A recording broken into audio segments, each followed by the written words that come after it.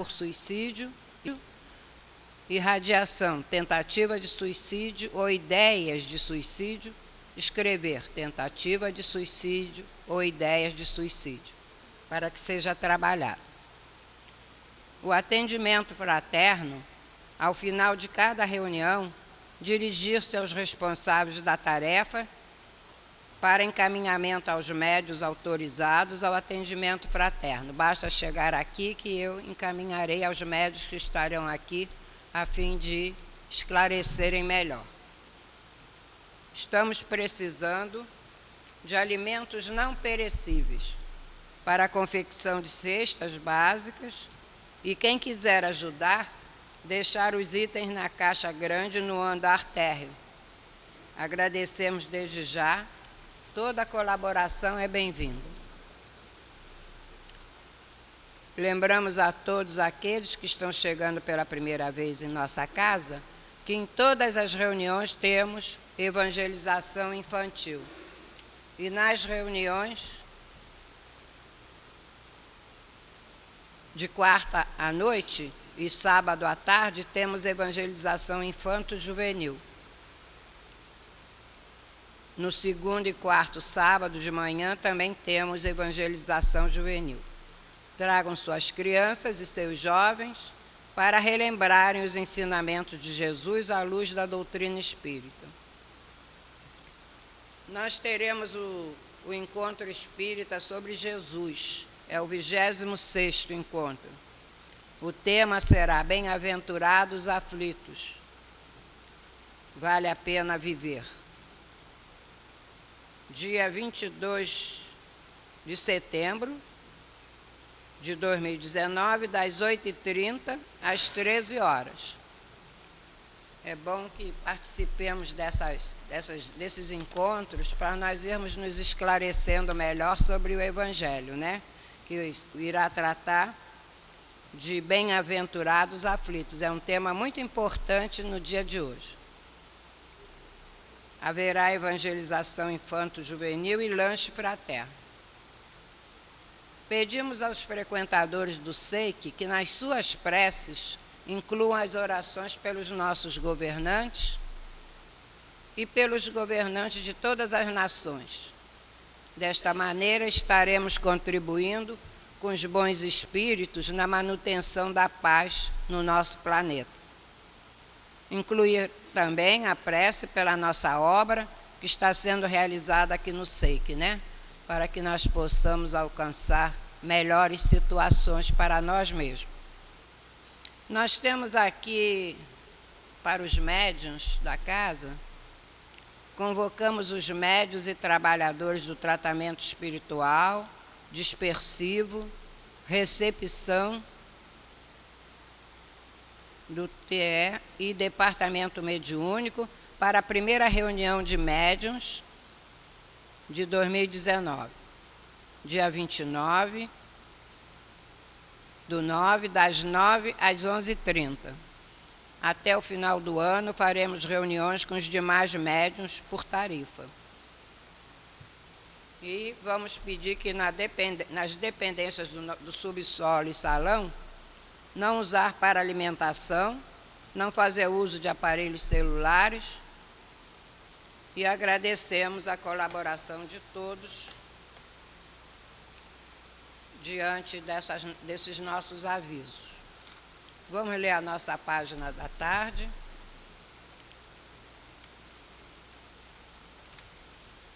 Que é do espírito Miramês, do livro Filosofia da Mediunidade, do volume 4, Fonte Viva, psicografia de João Nunes Maia. E o título é Contentar-se. Contentar-se.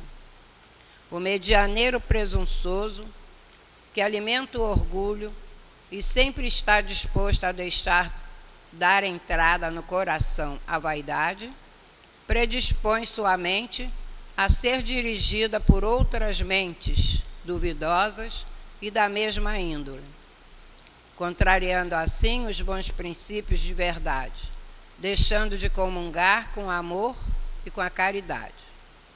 Quando o médium se acha completamente desenvolvido, passando com livre desempenho a receber mensagens com facilidade, é a hora do perigo iminente, pois costuma ele achar que já está feito e que não precisa mais de ninguém, tampouco de livros, colocando o pé à beira do abismo.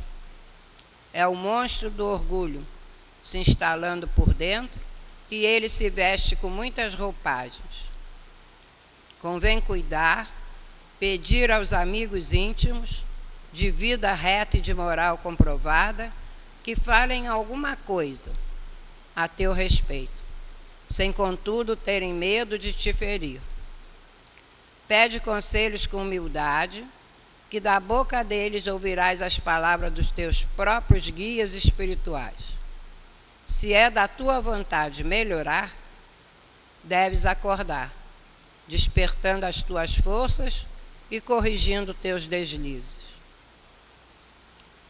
Fazer orações todos os dias é postura nobre do cristão.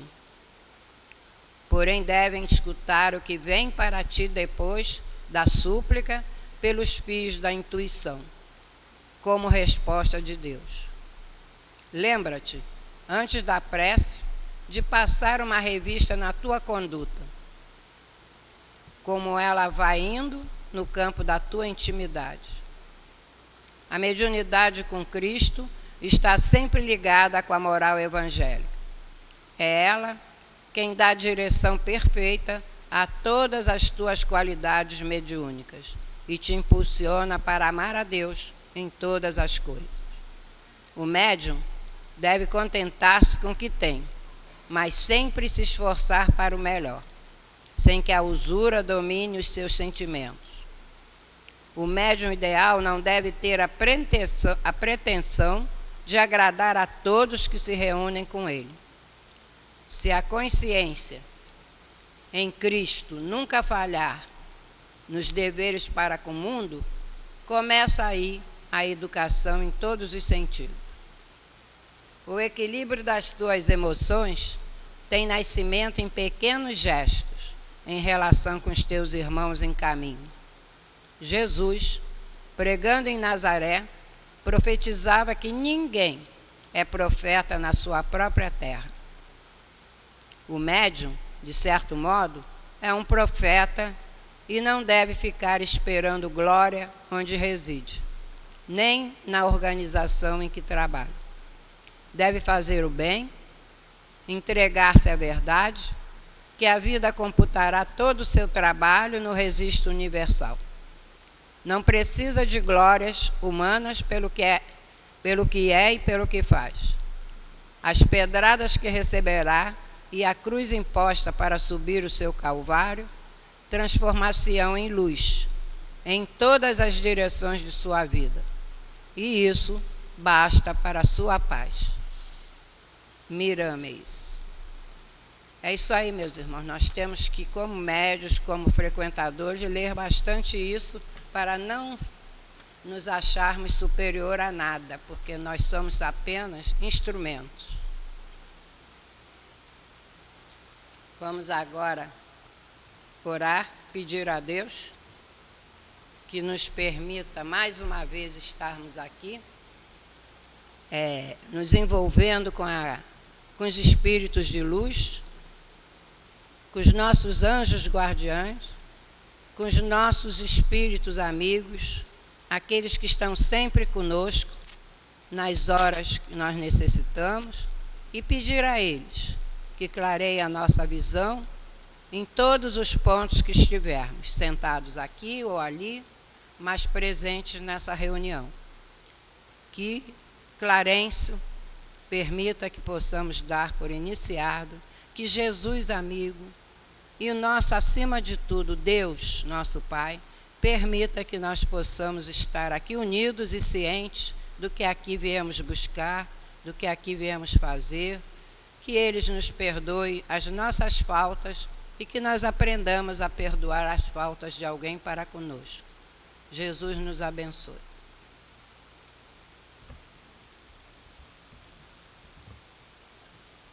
Nós hoje, meus irmãos, estamos aqui diante do estudo do livro O Céu e o Inferno. Né? Hoje, segunda-feira, nós estamos diante desse livro, onde ele está na parte de suicidas. E eu vou ler um pedacinho e a nossa irmã Alice irá nos explicar melhor tudo que realmente nos interessa aprender, porque o tema suicida, nós achamos às vezes que poderá não nos atingir, nem a ninguém que nos pertença, mas realmente tem que ser bem entendido. E diz aqui o pai e o conscrito.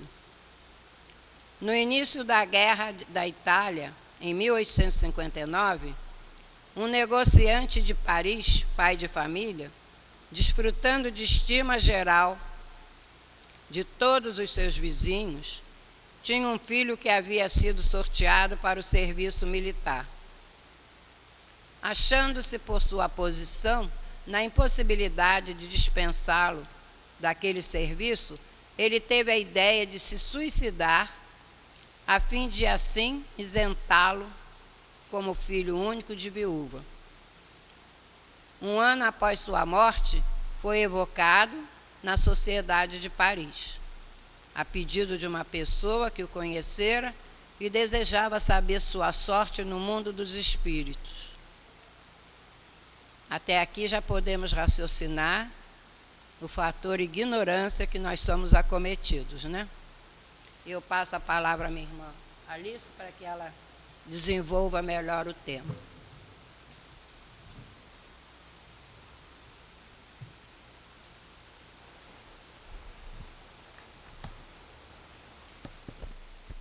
Boa tarde a todos. Que as nossas primeiras palavras possam ser sempre de agradecimento. Necessitamos sempre estar gratos, principalmente por essa encarnação, estarmos aqui, numa casa espírita, numa casa que nos consola, nos esclarece, nos permite o estudo e ao trabalho que transforma, que é através do trabalho que nós iremos nos transformar. Eu não tinha lido essa página antes de ter feito esse estudo. Eu vim ter conhecimento dela aqui e agora. E interessante como não existe nem acaso, né? Porque eu vou iniciar os meus estudos falando sobre um assunto que está escrito aqui nessa folha, que eu vou ler só um pedacinho, ó. Moral evangélica, é ela quem dá a direção perfeita. E logo atrás está escrito, entregar-se à verdade. Mas o que é a verdade? Somos conhecedores realmente da verdade? O que é a verdade, senão a verdade cristã? E eu trouxe para que nós possamos conhecer essa verdade cristã no livro de Joana de Ângeles, que ela nos dá dimensões da verdade. Porque a verdade para nós tem várias dimensões, de acordo com o momento que nós estamos vivendo. Hoje, o que é verdade para nós não foi verdade algum tempo atrás ou em outras encarnações. Por isso que nós temos que ter base como uma única verdade, que é a verdade cristã. Pois Jesus lá atrás, já 2000 anos atrás, já nos disse que ele era o caminho, a verdade e a vida. Não foi assim que ele nos falou? Então, ele é que é o detentor da verdade. Nossa verdade tem várias dimensões. E aí nós nos encontramos aqui, numa casa espírita, como eu disse, uma casa que nos traz o esclarecimento, o estudo. E hoje nós temos o merecimento, né, ou a dádiva, ou o consolo de saber de algumas verdades. Não são todas as verdades que ainda podem chegar até nós, porque nós ainda não podemos deter toda a verdade, mas algumas já nos chegam. E por isso que nós temos que ser muito gratos, porque não são todos nós que estamos no momento dessa encarnação conhecedores de tudo que aqui conhecemos. E Joana de Ângeles diz para a gente, né, que essa verdade, o Espiritismo a seu turno, conforme elucidou o sublime embaixador, que vem a hora predita apresentar a verdade revelada nas dimensões do amor, da caridade e do estudo, através do trabalho digno, da solidariedade fraterna e da tolerância cristã. Essa é toda a verdade que nós temos que conhecer. E ela, por trazer para a gente algumas verdades, ela fala sobre o livro Céu e Inferno. Esse livro que a gente estuda hoje, nas segundas-feiras à tarde, né? E para começar, ela traz um pedaço da citação do Evangelho de Mateus, que está escrito assim: assim também não é vontade do vosso Pai que está nos céus que um destes pequeninos se perca. Isso quer dizer que a vontade do Pai é que nenhum de nós se perca. Essa foi uma das verdades que Jesus nos trouxe.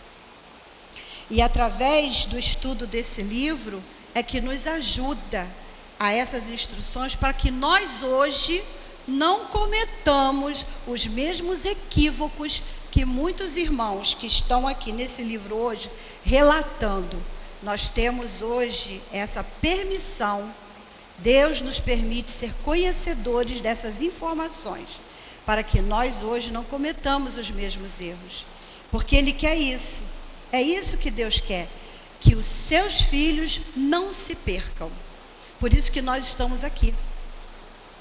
E aí ela faz uma outra explicação para nós, que nós, né, tivemos durante muito tempo, né, uma verdade sobre o céu e o inferno.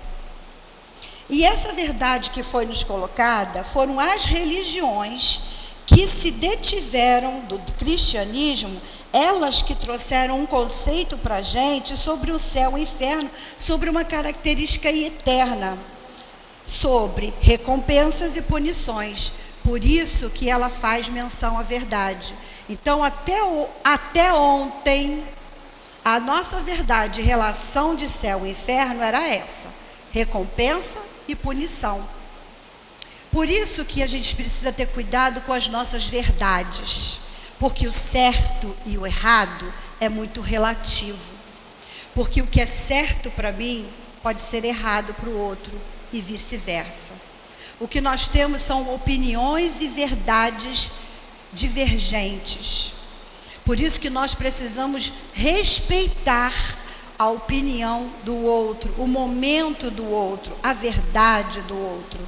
Porque cada um de nós responde por aquilo que cada um faz. Ponto. É isso que a gente precisa entender. E uma coisa que ela nos chama muita atenção, eu achei muito importante ler esse pedaço, para que nós não cometamos esse equívoco. É Joana quem nos diz: é lamentável é que em alguns espíritas pouco afeiçoados ao estudo e conhecimento do Espiritismo, nos moldes em que se apresentou Allan Kardec, a suposição de que a frequência a um centro espírita, o uso da água fluidificada e a recepção de passes constituem bilhetes de segurança para a viagem de além-túmulo, onde os aguardam espíritos de luz por conduzi-los às regiões inefáveis da imortalidade. O que ela quer dizer que é lamentável. Nós precisamos ter muito cuidado, porque é um ledo engano nós estarmos aqui sentados ou aqui falando, achar que ao desencarnar, ao nos encontrarmos no além-túmulo, iremos encontrar lugares que vão ser causa de imenso prazer. Porque não é desta maneira que isso vai acontecer. Só porque eu bebo água frutificada, recebo passe e estou aqui sentado. Não. Ou aqui falando. Não vou tirar também o nosso mérito, né? Óbvio, né? Porque, na verdade, não foi isso que Kardec nos trouxe. E ela continua. Felizmente, o missionário Kardec elegeu a caridade como a base sobre a qual se levanta o edifício da felicidade e, ao mesmo tempo, consignou como normativas de segurança o trabalho, a solidariedade e a tolerância, numa admirável síntese dos ensinos evangélicos. A doutrina espírita nos traz, Kardec codificou o que eles, os espíritos, nos trouxeram, exatamente o que Jesus nos trouxe. A doutrina espírita nada mais é do que o cristianismo primitivo, só que mastigado, para que nós possamos entender. Tamanha nossa ignorância, esses séculos todos, não conseguimos entender o que Jesus trouxe, e a doutrina espírita vem nos ensinar. E é isso: trabalho, solidariedade e tolerância. Kardec nos falou que não é fora da religião, né? Fora da caridade não há salvação. Então nós precisamos o quê? Trabalhar e trabalhar. E trabalhar-nos. Não esquecer, nós precisamos nos trabalhar.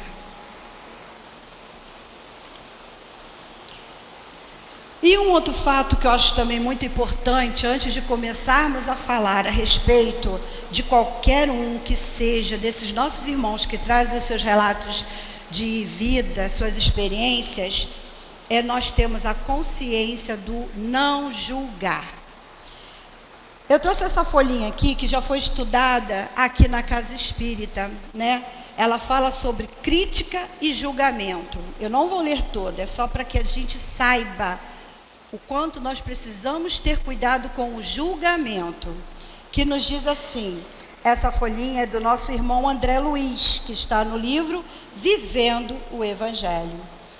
Ele nos diz assim, contudo, se tiveres de opinar sobre o comportamento alheio, usa o discernimento e a indulgência, recordando que a crítica e o julgamento têm muita semelhança com a pedra que tanto pode ser atirada para ferir, como também serve de alicerce para a construção nobre.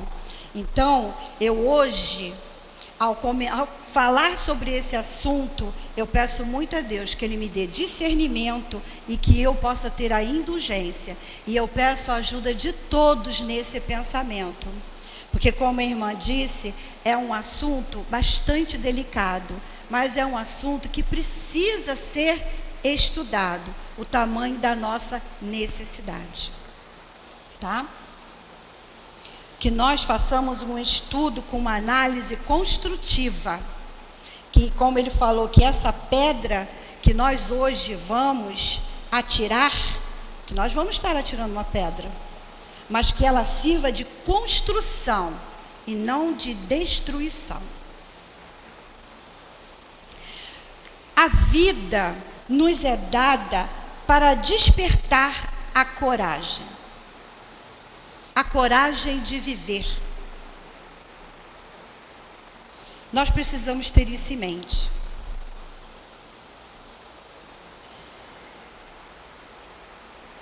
E o o que nós estamos fazendo aqui hoje? A vida nos é dada para despertar a coragem, né? Hoje nós estamos aqui aprendendo com as experiências dos nossos irmãos. Se nós em algum momento fraquejarmos, nos sentirmos inseguros diante de alguma dificuldade, estamos aqui hoje para aprendermos com as experiências dos nossos irmãos desencarnados. Cada segunda-feira é conversado, é estudado a respeito de um irmão diferente. Então, quando nós nos propusemos a estar aqui sentado a escutar um estudo, nós estamos buscando a experiência de outro para nos ajudar nas nossas experiências.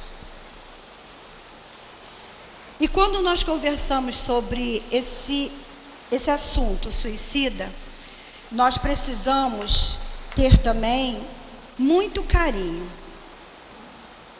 porque é muito sofrimento em um irmão que desiste da vida. É desistir mesmo, é um ato de desespero. Então nós precisamos ter muito carinho ao conversarmos sobre esse assunto, porque nós todos nós somos de Deus. Todos nós somos filhos de Deus, independente do que façamos. Nós precisamos ter isso em mente.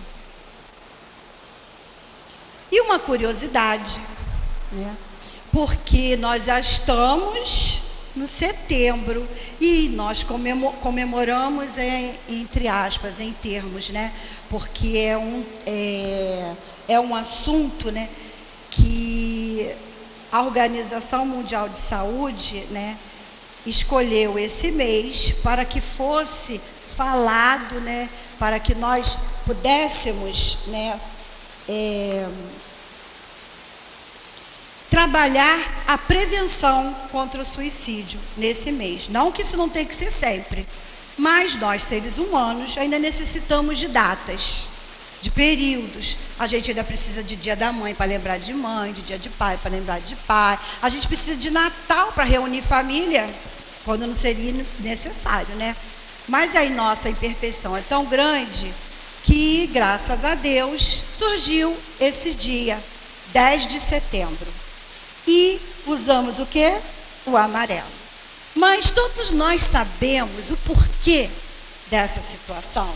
Então eu, por curiosidade, fui pesquisar e trouxe para nós o porquê disso. A cor amarela é a cor da campanha adotada contra essa tragédia, né, que inspirou essa situação. Isso porque, em 1994, um jovem americano de apenas 17 anos, ele tirou a sua própria vida dirigindo um carro amarelo. Daí, isso é muito resumido, tá? Daí os seus amigos e familiares, no dia do enterro do rapaz, resolveram dar cartões de mensagens com fitas amarelas presas a esses cartões. Essas mensagens foram dadas para pessoas que estavam sofrendo a mesma situação que o Mike sofreu antes dele se suicidar.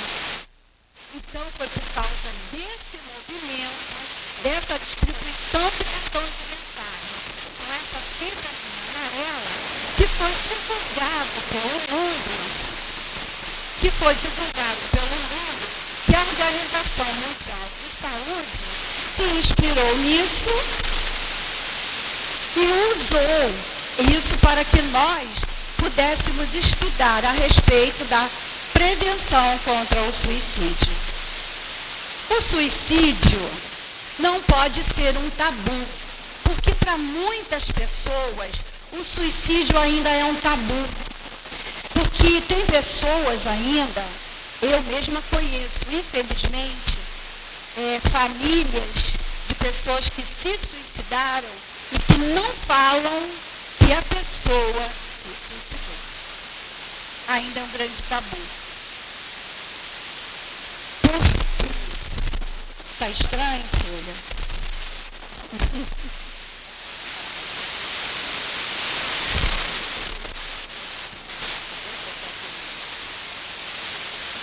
Tá?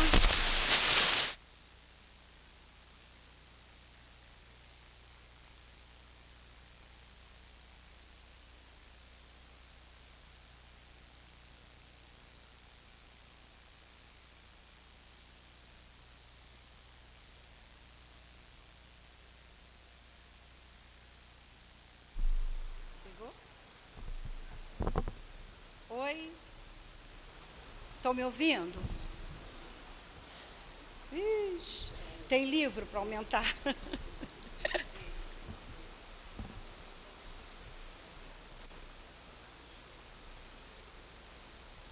Isso acontece.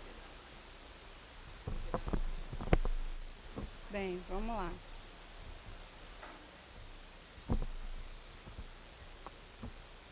Oi, estão me escutando? Eu não sei se estão me ouvindo, né? Mas eu vou tentar falar o mais alto possível. Continuando o assunto sobre a prevenção, o porquê a prevenção é tão importante? Porque a prevenção na Terra, né, é o apoio no plano espiritual. Quando a gente trabalha aqui na Terra, os espíritos trabalham através de nós. Vocês já ouviram dizer que Deus ajuda a criatura através da criatura? Então, por isso que esse ato foi tão importante. Esse ato de prevenção é importante. Quando a gente fala sobre suicídio, a gente precisa falar desta forma, como prevenção, ajudar aquele que está pensando em desistir da vida, né? E também automaticamente estaremos ajudando ao plano espiritual entre nós a fazer o seu trabalho.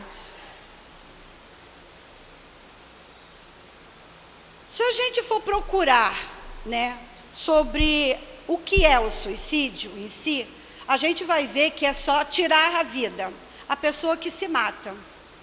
Mas nós estamos numa casa espírita, nós temos os estudos dos espíritos e eles nos trazem, né, o conceito de suicídio. E nós precisamos ter em mente o que eles falam para nós sobre esse ato. Suicídio é um crime aos olhos de Deus, ato de rebeldia, insensata contra os desígnios da providência. Encarna os desesperos do réu que se quer libertar por fraqueza do compromisso anterior que assumiu por seus erros. Comparando, é como se um prisioneiro estivesse lá detento e quisesse fugir da prisão. Ele foge, mas quando ele foge, o que ele faz? Ele agrava a sua pena. Quando ele volta a ser preso, a sua pena aumenta. Suicídio não consiste somente no ato voluntário que produz a morte instantânea, mas em tudo quanto se faça consciente para apressar a extinção das forças vitais. Suicídio consciente é aquele quando a gente tem consciência de algo que a gente está fazendo que vai nos levar à morte. Uma grande tristeza, quando eu deixo de me alimentar, quando eu sei que eu tenho uma doença e não faço o tratamento adequado. Isso é um suicídio consciente. E nós temos o suicídio inconsciente, que é através de alimento, dos vícios de fumo, bebida, né? E desconfortos, tá? Emocionais, que vão nos levar à depressão. Podemos dizer hoje em dia que é tão inconsciente? Não. Porque todos nós já temos a consciência de que quanto essas coisas nos fazem mal. Nós precisamos ter muito cuidado, porque hoje muita situação já não é mais inconsciente para alguns de nós. E quem são os suicidas? é aquele que complica o futuro para fugir do presente. É a primeira e a maior vítima do seu próprio engano. Mata-se para fugir dos seus problemas, das suas dores, das suas aflições. Eles se encontram numa grande ilusão. E é também alguém incapaz de perceber a angústia do seu irmão. Porque quando eles tiram as suas próprias vidas, eles não pensam na dor daqueles que vão ficar. E é uma grande dor para os que ficam também. Conhecedores desses fatos, vamos conhecer então esse pai, que a nossa irmã leu no início. Foi um pai que tirou a sua própria vida para fazer com que o filho não fosse por exército, porque ele foi convocado, né, para servir. É o pai e o conscrito. Conscrito é aquele que é o soldado, né? Nós precisamos ter em mente que toda existência há um propósito. Toda existência há um propósito. Nós, ao estudarmos, nós vamos ler, né, a comunicação desse irmão. E nós vamos ver o grande equívoco que ele cometeu. Nós vamos ver também lá na frente que ele não teve a intenção de tirar a vida. Ele teve a intenção de ajudar o filho. Em dado momento, ele pensou que o filho indo para o exército, era uma guerra que se instalava naquele momento, ele iria morrer. Por isso que eu comecei com a verdade. Quem disse que ele iria morrer? A gente não sabe. Qual é a verdade? Quem detém essa verdade? Então vamos ler a conversa do nosso irmão. Antes dele ser evocado, foi feita uma pergunta ao Espírito São Luís. Quereis nos dizer se podemos fazer a evocação do homem de quem acabamos de falar? Aí São Luís nos diz, sim, ele ficará muito feliz, porque se sentirá um pouco consolado. Foi feita a evocação. E a primeira pergunta. E ele já respondeu ao ser evocado. Obrigado. Eu sofro muito, mas... Ele parou. Botou 3 pontinhos. É justo. Entretanto, ele me perdoará. Aí vem uma observação. O espírito escreve com grande dificuldade. As letras são irregulares, mal formadas, após o termo mães. Ele para. Em vão tenta escrever. Faz apenas alguns traços indecifráveis e pontos. É evidente que a palavra que ele queria escrever era Deus. Ele queria escrever que Deus era justo, mas ele não conseguiu. Foi feita outra pergunta.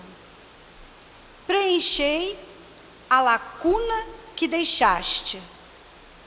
Não foi nem pergunta, né? Mandaram ele preencher. Preenche a lacuna que tu deixou. Ele disse, sou indigno disso.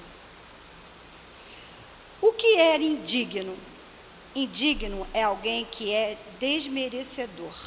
É alguém que não merece.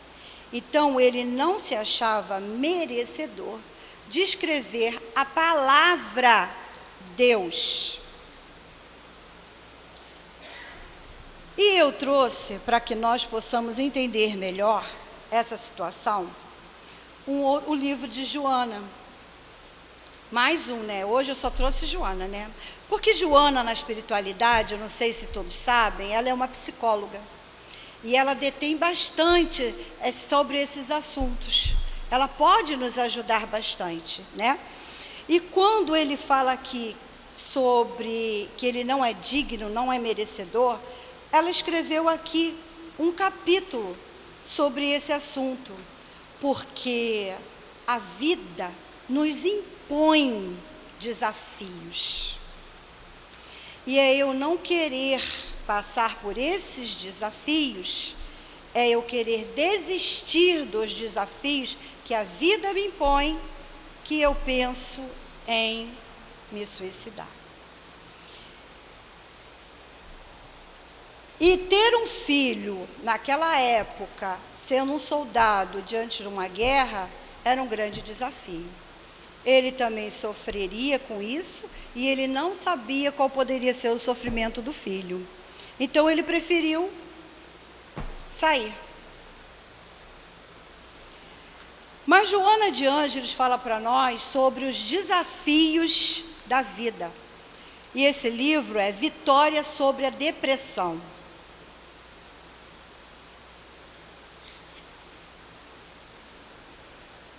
Ela fala para a gente assim: ninguém deve aspirar por tranquilidade antes de conseguir valores que a proporcionem, sendo natural que as dificuldades caminhem ao lado das conquistas evolutivas, no mesmo esquema de aprendizado. Então, o que ela diz para a gente aqui? As dificuldades caminham ao lado das conquistas. A gente não precisa se preocupar. Esse é o desafio da vida. A gente não vai só encontrar conquistas e nem tampouco encontrar só dificuldades. Uma caminha ao lado da outra. É ela que nos diz aqui. E isso é quando a gente aceita o desafio. E ela continua: empenha-te com valor e aceita os empreendimentos que te causam cansaço e te afligem, porque são eles que te fortalecerão o caráter e sutilizarão os teus sentimentos. Então, o que ela diz para a gente aqui? O que são empreendimentos? Empreendimentos são atos de uma pessoa que assume uma tarefa. Eu assumindo uma tarefa, é óbvio, eu vou me sentir cansada e aflita. Mas é isso que irá me fortalecer como espírito imortal. Até mesmo no nosso trabalho material. A gente vai trabalhando em qualquer situação. Quando a gente faz uma comida, lava roupa, qualquer situação. Se eu aceito aquele desafio, eu não vou me ver cansada? Óbvio. Nós também, como espíritos, diante dos desafios da vida, também muitas das vezes nos encontramos cansados. Mas eu, de vez em quando, eu sempre encontro essa frase, talvez seja para mim mesma, né? Nas internets da vida, que quando nós nos sentirmos cansados, o que nós precisamos fazer? Descansa, mas não desiste. Quando estiver cansado, descansa, mas não desiste. Isso é em qualquer situação. Cansaço material do corpo físico, cansaço espiritual. Os nossos desafios morais não são pequenos. A gente não pode dizer que a dor do outro é pequena, ou é menor ou maior que a... Não. A gente sabe que todos nós sentimos as nossas dores.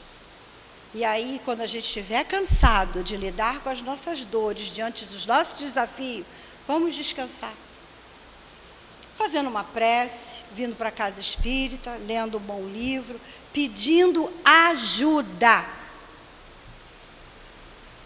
Muitos de nós esquecem que quando a gente se vê diante de um conflito, pode pedir ajuda. Nós precisamos entender que nós estamos aqui para isso. É para um ajudar o outro. O que eu não sei, o outro sabe. O que o outro não sabe, eu sei. E assim sucessivamente. É assim que a gente caminha, nos ajudando. E ela continua. Lá no finalzinho desse estudo, ela traz para a gente assim, ó. Tudo são lutas poderosas que forjam o herói e santificam o ser humano, arrancando-lhes os elos grosseiros que o prendem à retaguarda de onde procede, transformando-os em asas siderais que alçam as celestes moradas. O reino dos céus está reservado somente àqueles que se sacrificam e se lhe tornam dignos de conquistá-los. Dignos é aquele que está em conformidade com a lei de Deus. Então é por isso que esse irmão aqui, nesse momento, se sentiu indigno, porque ele não estava em conformidade com a lei de Deus.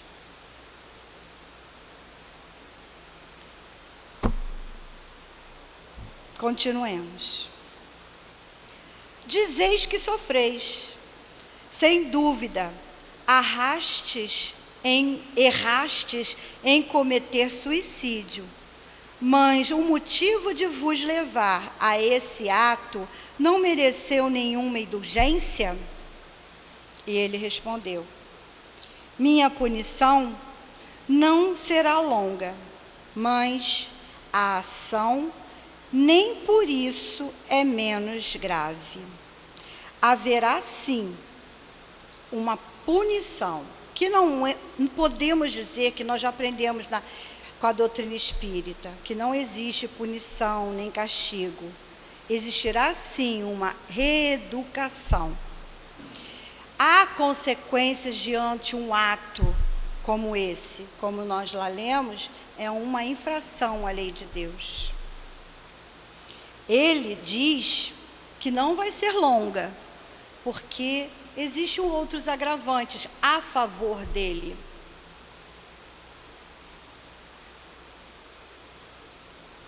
E continua. Podereis nos descrever a punição que sofres? E ele diz: sofro duplamente, preso ao corpo, em minha alma e em meu corpo. Sofro no meu corpo, ainda que não o possua mais, como sofre o amputado no membro que lhe foi retirado. Então, nós sabemos, né, que o suicídio é um ato violento, né? Então, a doutrina espírita nos explica que ao nós nos suicidarmos, né, ficamos presos àquela situação. Nós nos vemos decorrente daquela situação por vários tempos. O tempo é de cada um, não tem como mensurar, né? Em momento algum, o suicídio traz solução. Em momento algum. Ele simplesmente só agrava a nossa situação. Como eu disse lá no início, nós já viemos com os nossos débitos. Existe uma meta a ser cumprida. Se nós rompermos isso, numa próxima encarnação, nós vamos ter que reparar o que deixamos para trás e mais aquele agravante que fizemos. Nós estamos simplesmente piorando a nossa economia espiritual.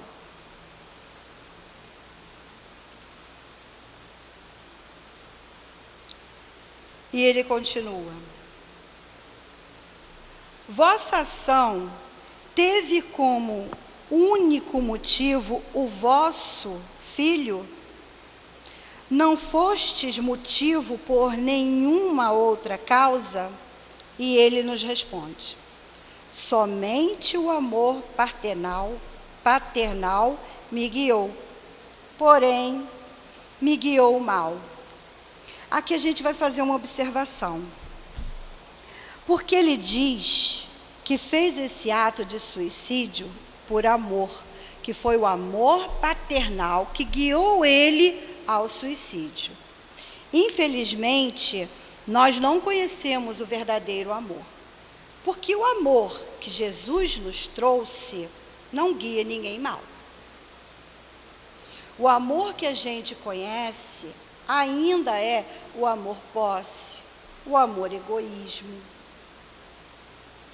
Nós estamos fazendo um treinamento para conhecer o verdadeiro amor. Na época de Jesus, quando Jesus nos trouxe a lei do amor, o amor até os dias atuais era apenas uma esperança. Nós vimos o amor que Jesus nos trouxe como uma esperança. Não era algo real. Então, o que eu digo hoje é diante do conhecimento que a gente tem. Hoje a doutrina espírita traz para a gente, nos ensina que o amor é um fato. Não é mais só uma esperança. Através da caridade que nós fizermos um ao outro, que muitas das vezes começa por automatismo, muitas das vezes nós fazemos algo ao outro, ainda não é por amor, mas é o começo. É duro a gente ouvir isso, mas essa que é a verdade, porque ainda é aonde nós nos encontramos. Nós ainda não conhecemos o verdadeiro amor. Nós não sabemos nem ainda o que é amar um filho verdadeiramente. Os espíritos dizem para a gente que o amor que se aproxima um pouquinho mais, mas é bem pouquinho, do amor de Deus é o amor de uma mãe por um filho. Não desfazendo dos pais, pelo amor de Deus, de maneira nenhuma. Mas os espíritos dizem para a gente, né? Deve ser pelo ato da gente gerar, né? Sentir ele dentro da gente naquele tempo todo, né? Mas para ver como nós ainda não sabemos de fato o que é o verdadeiro amor. Então, quando ele diz que foi o amor paternal que guiou ele, ele não sabia nem o que estava falando. E ele ainda continuou, dizendo assim, ó: por causa desse movimento, minha pena será abreviada. Ele diz que foi por causa desse movimento, porque ele não teve a intenção de tirar a sua vida. Ele não quis fugir de nenhuma luta, como a gente diz lá no início, que suicídio é a fuga das suas provas. A intenção dele não era essa. A intenção dele foi uma das melhores intenções. Mas até onde foi boa a intenção dele? Nós sabemos que Deus conhece o nosso coração. E Deus nos julga pelos atos das nossas ações. É desse jeito que ele está falando. Deus vai julgar ele pelo ato da ação, mas não vai deixar de ter que cumprir a lei, porque a lei de Deus é imutável. Por isso que eu falei lá atrás, que ele tinha um ponto a favor dele. Mas nós precisamos ter muito cuidado. Mesmo isso sendo um ponto a favor dele, nós precisamos ter esse cuidado. Porque nas observações que nós vamos ver lá atrás, que infelizmente pela hora estou vendo que não vai dar para ler, está escrito lá atrás. Depois vocês leiam a observação. Porque falar sobre ele, nós precisamos ter muito cuidado. Porque vai parecer que nós podemos sair por aí, tirando a nossa vida para prevalecer a vida de um filho. Vai sair por aí pensando que a gente pode tirar a vida dos outros para abreviar a dor dele, a doença dele. Vocês conhecem a eutanásia? A eutanásia é um suicídio acompanhado, assistido. Então, nós precisamos ter cuidado com as desculpas que iremos dar ao cometer algum ato. Ele, no caso, não era conhecedor do que nós já conhecemos. Tenhamos muito cuidado. E continua. Foi feita a ele uma outra pergunta. Podeis prever o fim do vosso sofrimento? E o pai responde: não sei quando irão acabar, mas tenho certeza de que acabarão, o que é um alívio para mim. Nós também, em qualquer situação e dor que a gente esteja, nós precisamos ter também isso em mente, que nenhum sofrimento dura para sempre. Mesmo na situação em que ele se encontra, ele se sente aliviado por isso, porque ele sabe que nenhum sofrimento dura para sempre.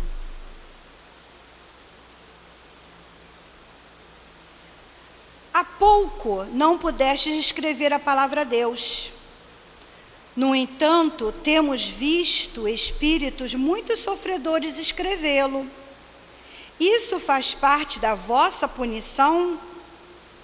E ele respondeu: eu poderia fazê-lo com grande esforço e de arrependimento.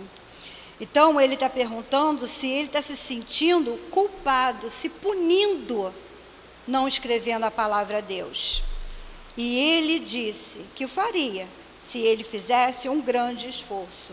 Então, em qualquer situação em que nós nos encontremos de dor, nós precisamos acionar a vontade em nós. Esse é o nosso grande esforço. Acionar a vontade em nós e nunca nos esquecemos de Deus. Deus é nosso Pai. E Ele não quer que nenhum de nós se perca, nem tampouco seja punido eternamente.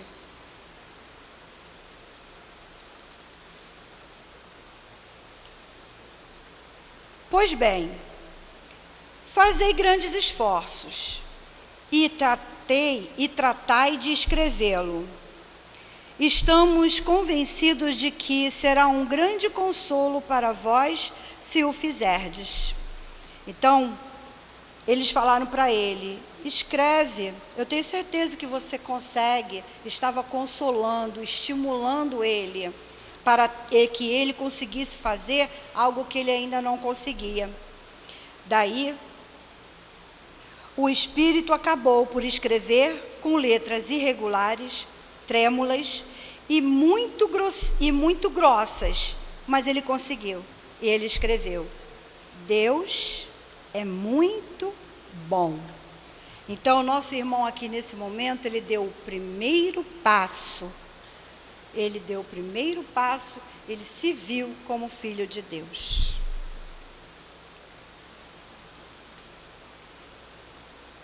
E as perguntas continuaram. Sabemos que estás reconhecido. Ele estava muito grato por estar ali naquele momento, aliviando as suas dores, por ter vindo ao nosso chamado. E rogamos a Deus, pediremos a sua misericórdia por vós. Aí ele agradece. E nós precisamos ter em mente de que as preces ajudam muito os nossos irmãos desencarnados, principalmente esses que saíram pela porta do suicídio. Tá?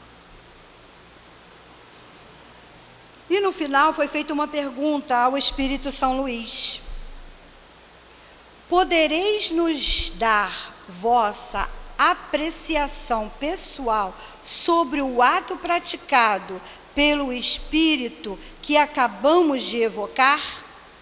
Aí o Espírito São Luís responde: esse Espírito sofre justamente.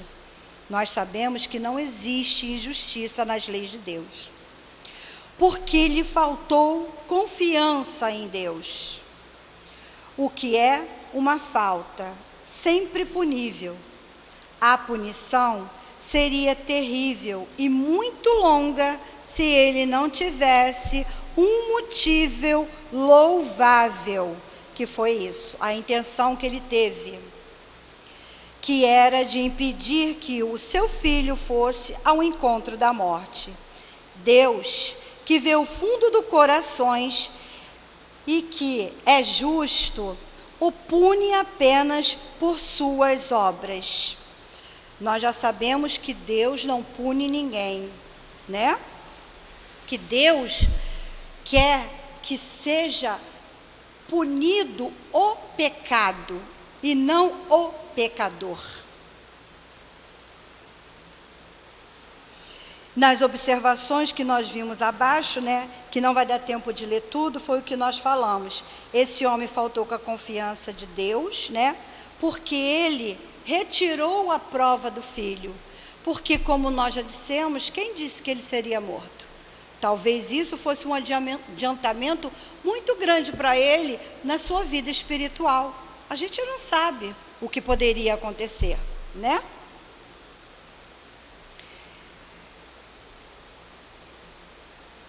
Recuar até adiante da missão que se deveria cumprir.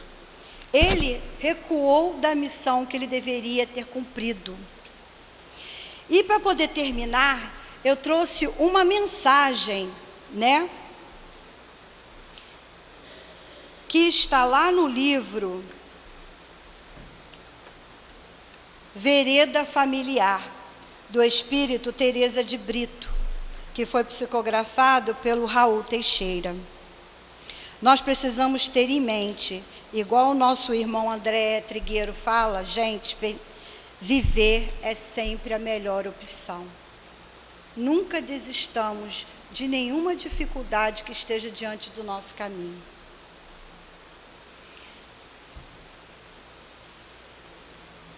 E ela se intitula Missão Paterna. Ser pai é missão com que o Senhor da vida brinda ao homem, abençoando a sua masculinidade, homenageando a sua função co-criadora ao lado da mulher, que se faz mãe pelos vínculos carnais. Ser pai é ser protetor, guardião e amigo. Para pensar e repensar a respeito dessa importante missão. Verdade que há uma grande preocupação com a manutenção doméstica e, por vezes, o cansaço nos toma as forças. Contudo, a presença paterna é imprescindível ao lado da materna, no sentido de educar a prole, acompanhar o passo dos pequenos e dos mocinhos. Fazer-se presente é preciso. Olhar nos olhos dos filhos para lhes sentir as realidades íntimas por essas janelas da alma.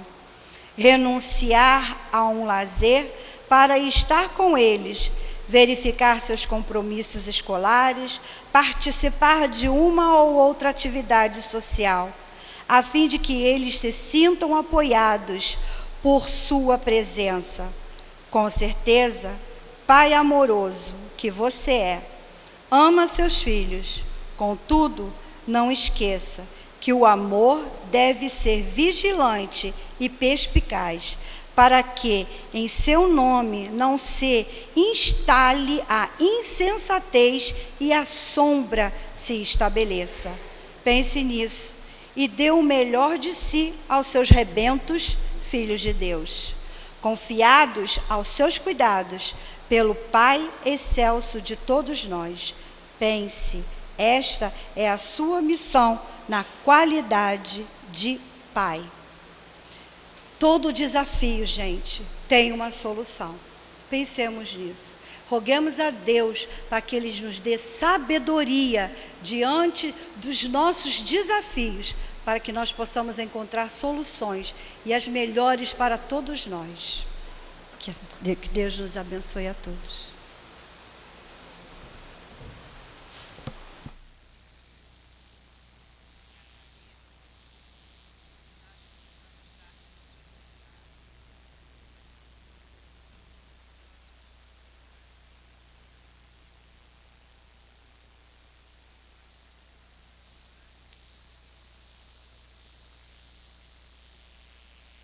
e tendo como estudo o livro do Evangelho. E o item é o egoísmo. O egoísmo, essa chaga da humanidade, deve desaparecer da terra, pois atrasa o seu progresso moral. É ao Espiritismo que está reservada a tarefa de fazê-la subir na hierarquia dos mundos. O egoísmo é o objetivo para o qual todos os verdadeiros crentes devem dirigir suas armas, suas forças, sua coragem, a si mesmo do que para vencer os outros. Que cada um, portanto, reúna todos os seus esforços para combatê-lo dentro de si, com a certeza de que esse monstro devorador de todas as inteligências, esse filho do orgulho, é a fonte de todas as misérias aqui na terra. Ele é a negação da caridade e, consequentemente, o maior obstáculo que o homem tem para a conquista da felicidade. Jesus vos deu o exemplo da caridade e Pôncio Pilatos, o do egoísmo, porquanto o justo vai percorrer as santas estações do seu martírio. Pilatos lava as mãos, dizendo: que me importa? E diz aos judeus: este homem é justo, por que quereis crucificá-lo? No entanto, deixa que ele seja conduzido ao suplício. Deixa que ele seja conduzido ao suplício. É a incompatibilidade entre a caridade e o egoísmo, a invasão do coração humano por essa verdadeira lepra, que o cristianismo deve o fato de ainda não ter realizado toda a sua missão. É a vós, novos apóstolos da fé, que o Espiritismo superior, os espíritos superiores, esclarecem que cabe a tarefa e o dever de extirpar esse mal para dar ao cristianismo toda a sua força e livrar o caminho dos obstáculos que impedem a sua marcha. Expulsai o egoísmo da terra, para que ela possa subir na escala dos mundos, porque é chegado o tempo em que a humanidade deve vestir o seu traje viril, e justo isso, é preciso, em primeiro lugar, expulsar o egoísmo dos vossos corações. Vamos pedir aos médiuns que se posicionem para que nós possamos passar para esta segunda parte, onde nós invocamos a espiritualidade que nos assista, que nos fortifique, que nos permita transmitir todos aqueles ensinamentos da caridade, do amor, da sinceridade de coração, e avisar, antes de começar a prece, para o passe, que todas as manifestações mediúnicas só estão autorizadas aos médiuns. E assim sendo, vamos falar assim: Jesus, nós estamos nesse momento do passe, invocando a toda a falange benfeitora da Casa de Clarence, que possa agir nos corações, nos sofrimentos, nas dores, aonde estiver, Senhor, necessitando do vosso auxílio, que possa chegar até nós. Que cada um coloque seu pensamento positivamente, para que possamos juntar médiuns com as suas mãos e a cada um com o seu desejo de melhora. Senhor Jesus, permita que possamos invocar e ser agradecidos, ter muita gratidão por todo esse momento em que aqui estamos. Agradecemos, Senhor, abençoa os nossos corações, que precisamos muito de paz, tranquilidade e serenidade para obter as bênçãos dos céus. Graças a Deus.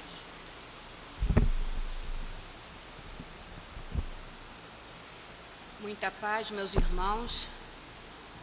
O egoísmo, um dos piores vícios dos seres humanos apontados na doutrina espírita, é o egoísmo. A doutrina espírita nos ensina que o egoísmo é a matriz de todos os males do homem.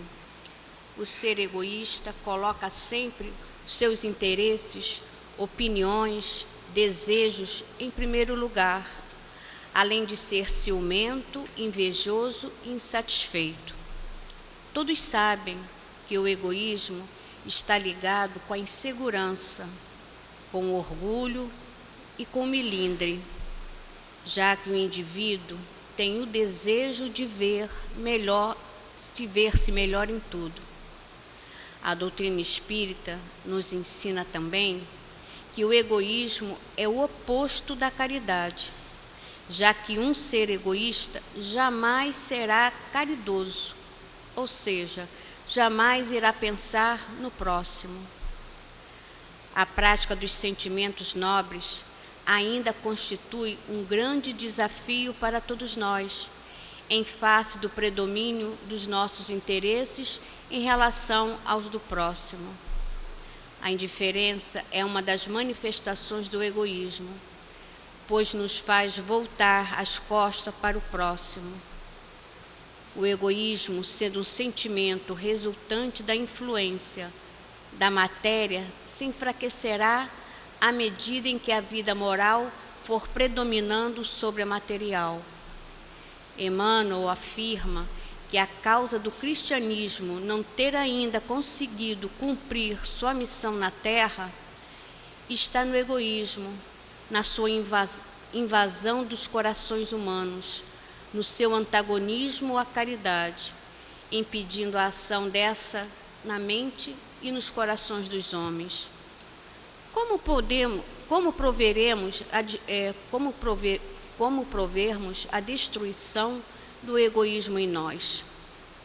Começando por dar exemplo, como fez Jesus, praticando a caridade desinteressada, sem nos importarmos com aqueles que nos tratam com ingratidão, tornando-nos, enfim, mais sensíveis às necessidades e sofrimentos alheios. Compreendendo o efeito danoso do egoísmo, iniciemos o nosso processo de reforma íntima, colaborando eficazmente para a melhoria da humanidade. A ingratidão não será obstáculo à nossa ação? Não, pois devemos ser caridosos com todos, fazendo o bem indistintamente e deixar que Deus julgue nossos atos. O Cristo não repelia aquele que o buscava, fosse quem fosse, socorria assim tanto a mulher adúltera como o criminoso, sem o temer que a sua reputação sofresse com isso. O egoísmo, considerado por Emmanuel como filho do orgulho e o monstro devorador de todas as inteligências, porque as domina, direcionando-as para o mal, a dor e o sofrimento. É a fonte de todas as misérias terrenas, porque leva o homem a pensar somente em si, impedindo-o de fazer crescer o amor. O egoísmo oprime, abafa esse desenvolvimento e o homem continua cada vez mais centrado nos seus desejos, na sua prepotência, sem perceber as necessidades dos demais, inclusive dos que lhes partilham as experiências. Não consegue amar nem ser amado. Tendo o Espiritismo a tarefa de colaborar para o desenvolvimento moral da humanidade, o que elevará a Terra na hierarquia dos mundos, o egoísmo é o alvo para o qual os espíritas, principalmente, devem dirigir suas armas, suas forças e sua coragem, combatendo-a em si próprio, primeiramente. As armas são a vontade, vinda da compreensão e da aceitação da necessidade de eliminá-lo de si, para que o amor possa se desenvolver. As forças são o direcionamento das suas energias, das suas vibrações, da sua inteligência, da sua sensibilidade, no uso da vontade para 2 objetivos: desenvolver o amor e combater o egoísmo.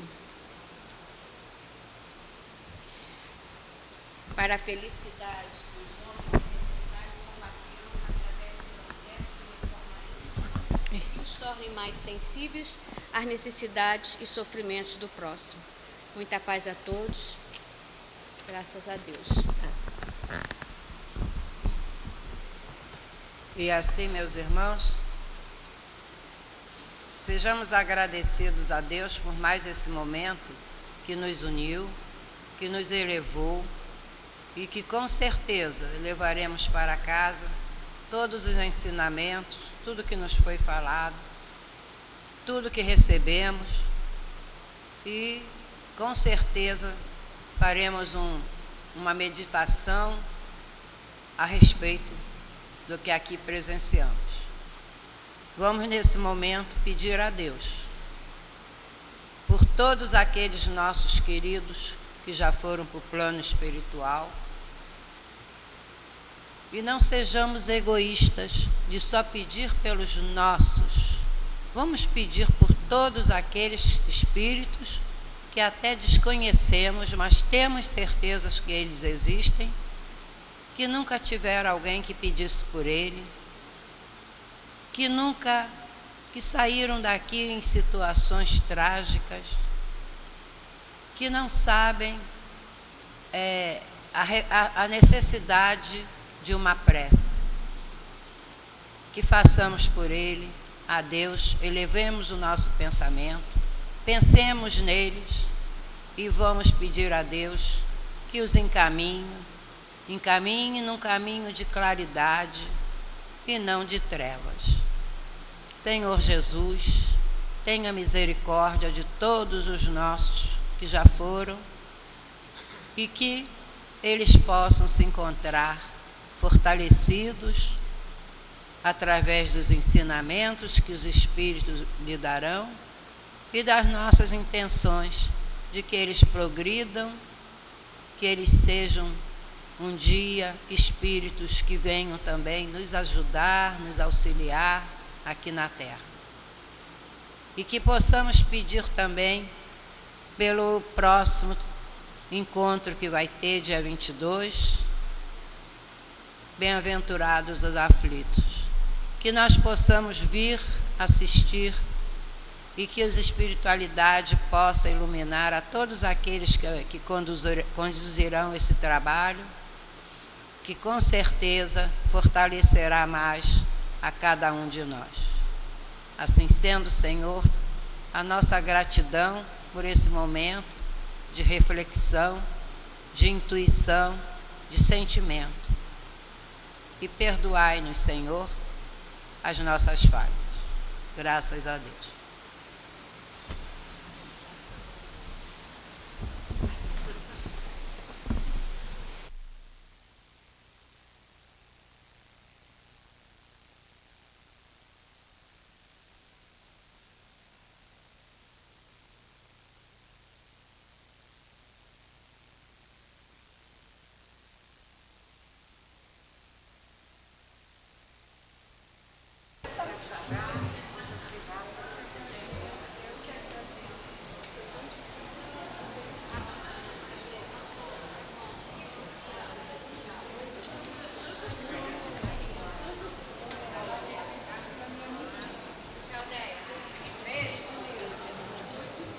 Tchau, Iracema. Eu vou pegar meu neto.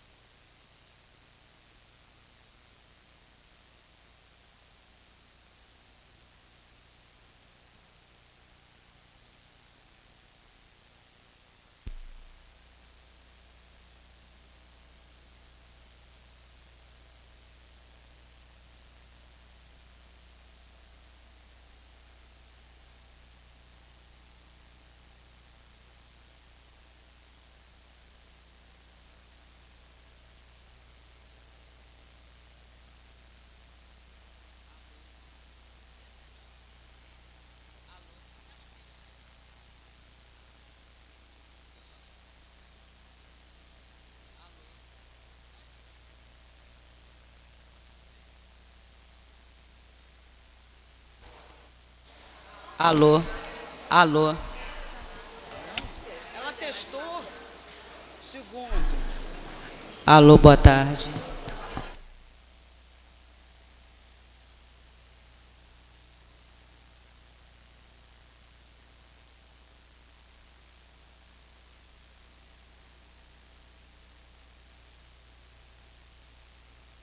Alô, alô.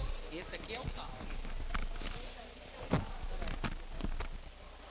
Alô, alô, alô, alô, alô, alô, alô, alô. É. Tá. Mas esse aqui que